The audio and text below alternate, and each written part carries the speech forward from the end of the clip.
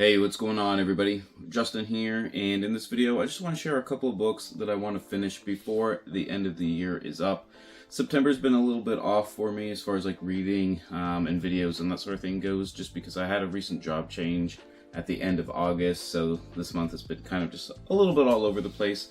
But I just took a little bit of time to kind of reflect on like kind of what I want to be reading going forward towards the end of the year and all that. And I picked out 5 books across a bunch of different categories, as you'll see. One's a reread, one's a fiction, which is, you know, if you've seen one of my later videos, I talk about how I'm going to try to start reading a little bit of classics and fiction and that sort of thing.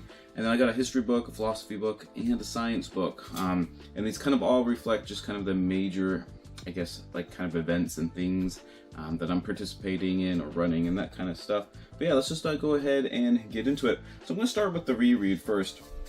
I think I mentioned it in another video at some point, but it's The Story of More by Hope Jahren, how we got to climate change and where to go from here. And this is just a very solid, down-to-earth kind of look at how people have just across the planet, but especially in the West, have just overconsumed like everything. You know, we have overconsumption of, you know, farm and land usage. You know, the fishery stocks are getting depleted, kind of different crashes and trying to rebound off, stuff like that. Energy usage and fossil fuels, you know, all kinds of things. Water consumption as well. But it just goes into pretty much any kind of like problem, you know, we kind of got going on. Just kind of looking at it, just like I said, a very like down to earth kind of look. Here are the facts. This is what's going on, and you know, we probably should just like do something about it. But yeah, you know, see, we got like farm usage, meat, fish, sugar, all that kind of stuff, energy, the different stuff we burn, the different, you know, air pollution, plastic pollution, melting ice, all that kind of stuff. But I kind of, for whatever reason, I have like a whole bunch of journals that I've been like starting for whatever reason now that I've like started taking notes over the past like 4 or 5 months. And I have one that's going to be called my gloom and doom one here, and I got my nice Luke term. I haven't started it yet, but this is going to be the inaugural one just because it's so good.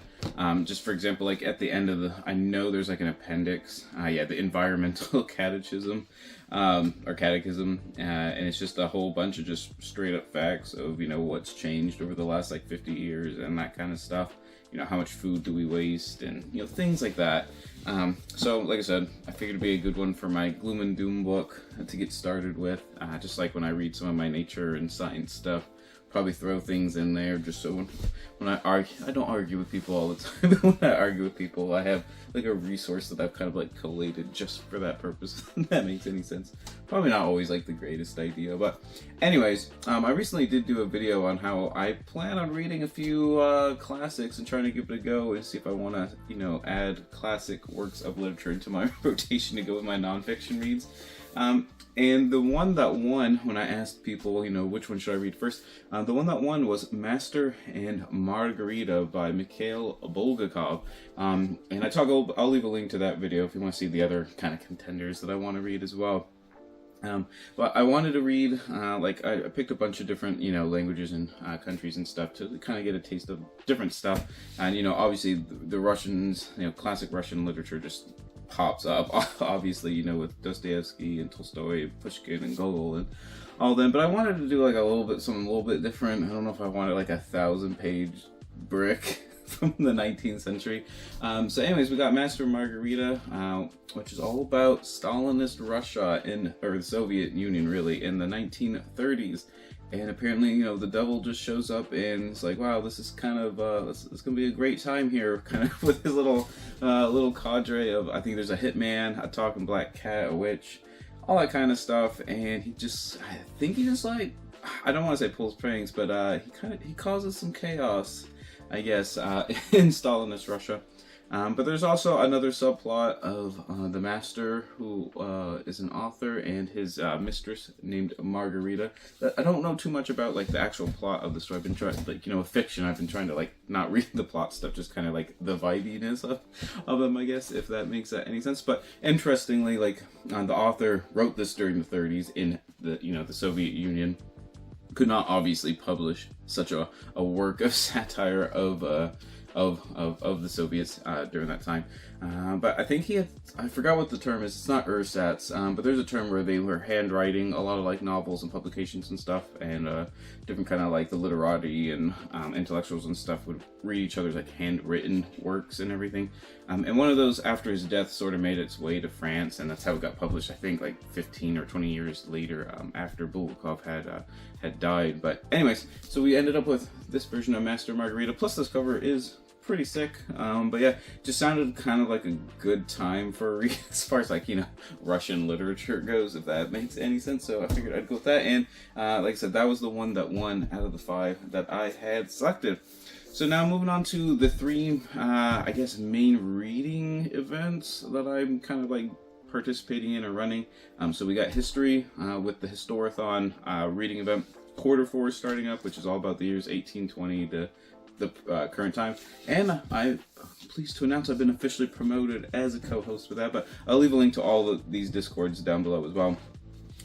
But this is not a Q4 read. This is one I was sent by Viking a couple months ago, and I haven't got to it yet, and I really want to. It's Daisy Dunn's The Missing Thread, A Women's History of the Ancient World. I feel like this year I've done really well pushing myself reading a lot of more modern history topics I wouldn't, you know, normally have read. Read stuff like on the Soviet Union. I've read stuff on like tons of stuff on like the 19th century. A lot of like modern contemporary journalism, that sort of stuff.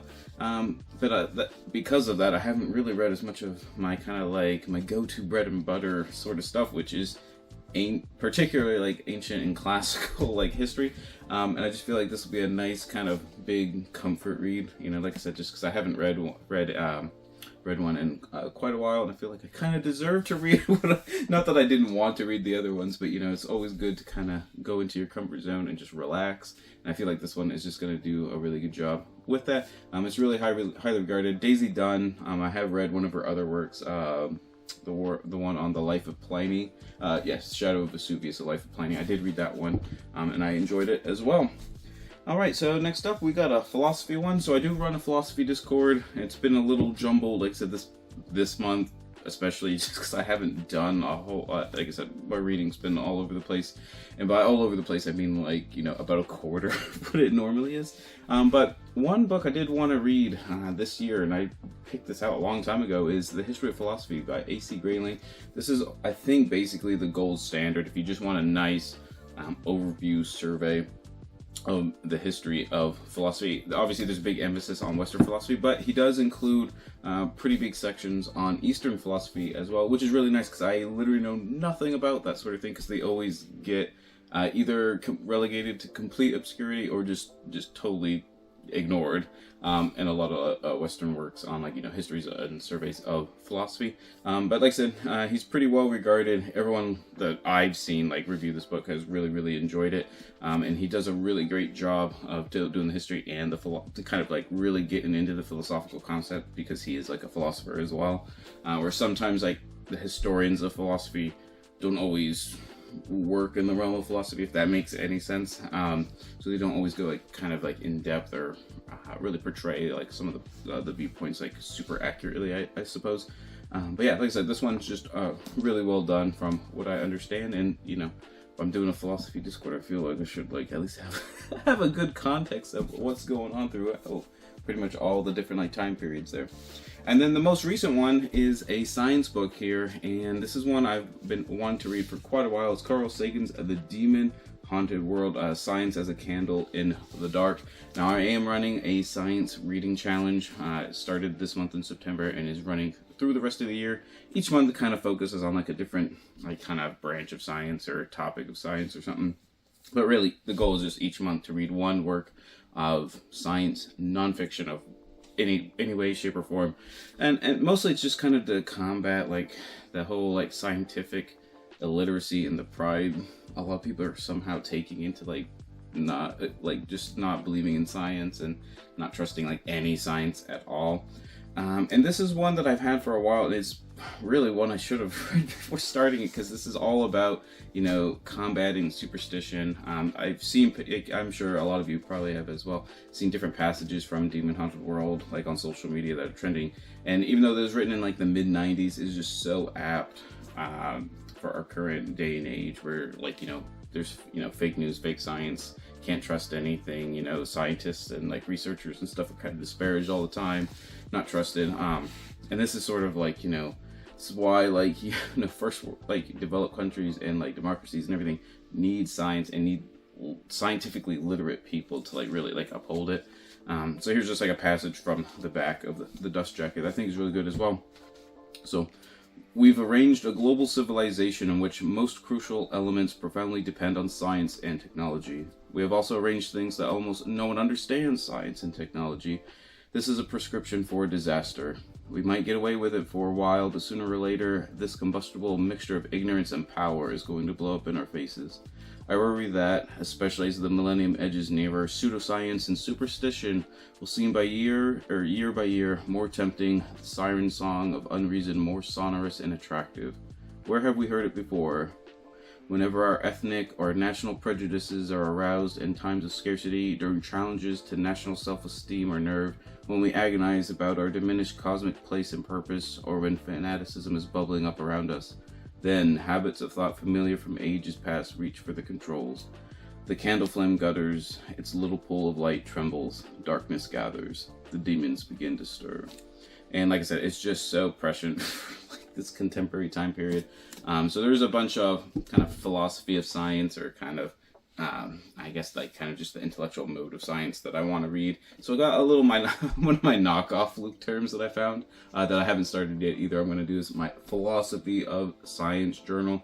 I don't know if I'll start with this one. I think I'm going to start with this one, but I also have like Karl Popper, which I think we've talked about in the Discord and stuff. Was it The Logic of Scientific Reasoning or something like that? And we really need to like get to and everything, but anyways, like I was saying, like I just kind of want to do this video to share a couple books, but also just kind of talk about the different themes that my reading's going to be doing going forward, and kind of highlight a few of the different Discords and reading events and challenges going on all around BookTube and all that. So yeah, let me know what you plan on reading during the rest of the year. I know a lot of people, when we get into like that October, beginning of November era, or I guess time period, people kind of like try to focus on like, you know, what they want to finish before, you know, the start of the next year. So I'm always interested to see what people are kind of up to with their reading habits and everything like that. But always remember, whatever you end up reading, read victoriously.